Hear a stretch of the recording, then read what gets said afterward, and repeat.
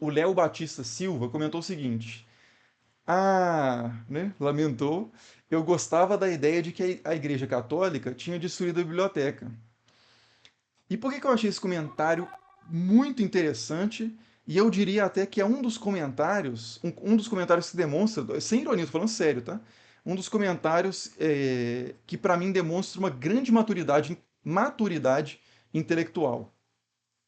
Porque ele assistiu o vídeo, pelo que eu estou interpretando, ouviu os argumentos, realmente considerou os argumentos, reconheceu a relevância dos argumentos e abandonou a crença anterior que ele tinha de que a Igreja Católica tinha destruído a biblioteca. E ele reconhece que ele queria que a verdade fosse outra. Então ele diz que gostava da ideia, ele preferia a ideia de que a Igreja Católica tinha destruído a biblioteca, mas infelizmente ele vai ter que largar essa ideia, porque diante dos argumentos apresentados, parece que um caso mais forte é, por exemplo, a questão do fogo lento, né, que é o último argumento que eu coloco. Então a interpretação, pelo menos, que eu fiz do comentário é essa. E por que, que eu achei tão relevante trazer esse comentário? Porque eu vejo muito nos meus vídeos, e na vida como um todo, né, na verdade, eu vejo muito que um dos. E na minha vida, inclusive, né? Principalmente, que eu tenho acesso mais direto, né? Já que só eu sou eu. Mas na minha. Eu vejo na vida, na academia, e no meu canal, nos comentários, e no próprio momento de fazer os vídeos, um duelo muito difícil, uma luta mesmo interna que há no ser humano muito intensa e muito importante, que é a luta entre a vontade e a verdade. No seguinte sentido, de que a gente sempre quer que a verdade seja de certa forma. A gente sempre tem uma vontade, um desejo de que as coisas sejam, tanto o presente, o futuro e o passado, de uma determinada forma. Então, a gente tende a querer comprovar é o famoso viés de confirmação, né? A gente tende a agir intelectualmente de uma forma que seja favorável à nossa vontade e não à nossa análise mesmo criteriosa, imparcial, intelectual. A gente sempre tem alguma parcialidade. É importante reconhecer que a gente tem uma parcialidade, mas ao mesmo tempo, acredito eu, é importante a gente não se curvar a essa parcialidade. Né? Porque tem gente também que pensa, todo mundo é parcial, então seja parcial mesmo e cada um na sua parcialidade. Né? Eu acho que não é bem assim. Eu acho que a partir do momento que é muito importante você reconhecer que você é parcial, que quando eu estou estudando sobre a Biblioteca de Alexandria, tem coisas que eu queria que fosse verdade, coisas que eu não queria que fosse verdade. Tem versões que eu acho mais interessantes, que me servem mais, seja como entretenimento, né, porque são mais esteticamente agradáveis, seja porque são mais politicamente ou teologicamente favoráveis à minha posição. Sempre tem um viés da nossa parte. E que o Léo Batista reconheceu. Ao entrar no meu vídeo, com certeza ele queria ouvir de mim que que a Igreja Católica certamente foi a única e total responsável pela destruição da biblioteca. Ele tinha essa vontade. Assim como muita gente entrou no meu vídeo querendo que os muçulmanos tivessem destruído a biblioteca, querendo que a igreja tivesse destruído a biblioteca, querendo que a igreja não tivesse destruído a biblioteca, porque o cara quer que a história da igreja seja mais bonita, porque ele faz parte da igreja. Né? Então todo mundo entra com o seu viés.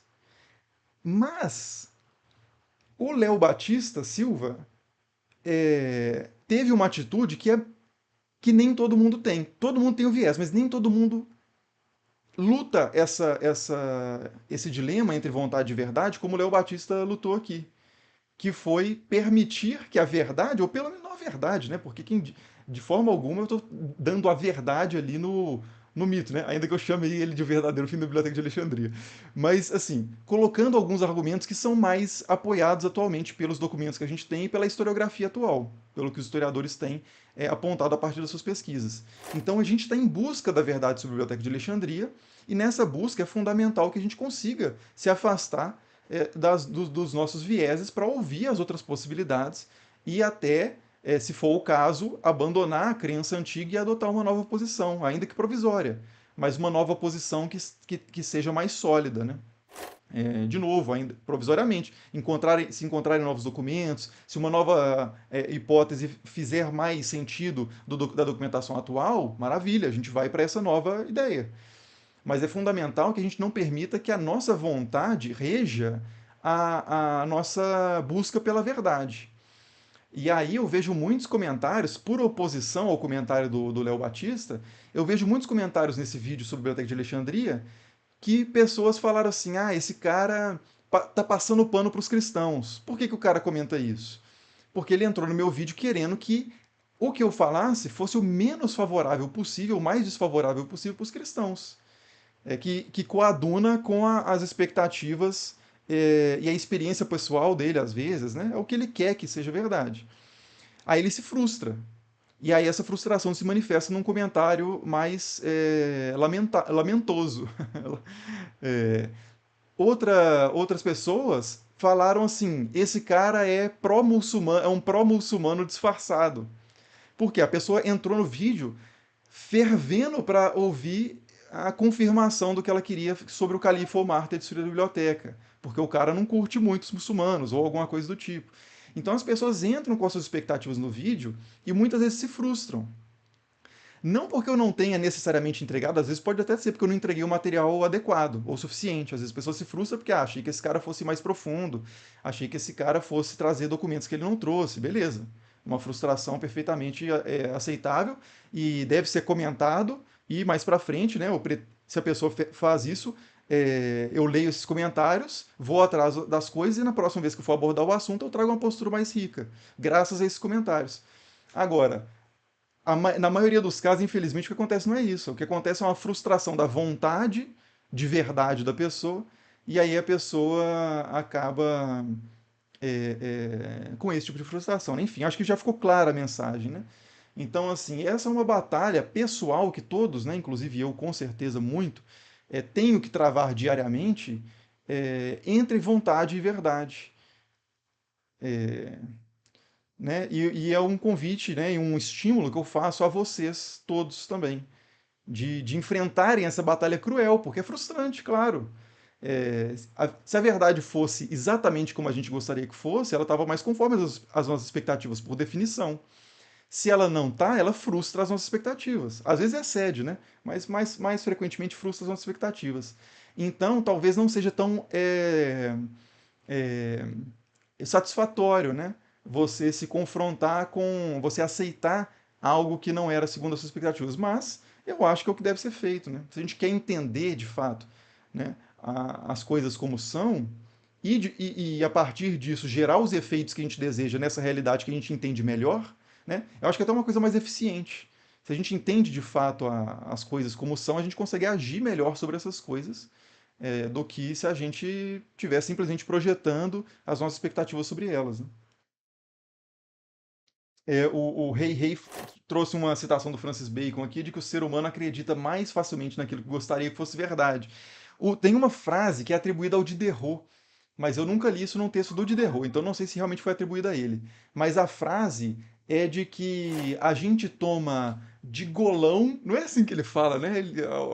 A frase é outra, mas a gente toma em grandes goles, né? Sorve em gulosos goles a verdade conveniente e toma a conta-gota as verdades inconvenientes. Né? A gente está muito propício a aceitar aquilo que é favorável às nossas crenças e é super cético em relação àquilo que pode abalar a nossa estabilidade intelectual, existencial, social. Né?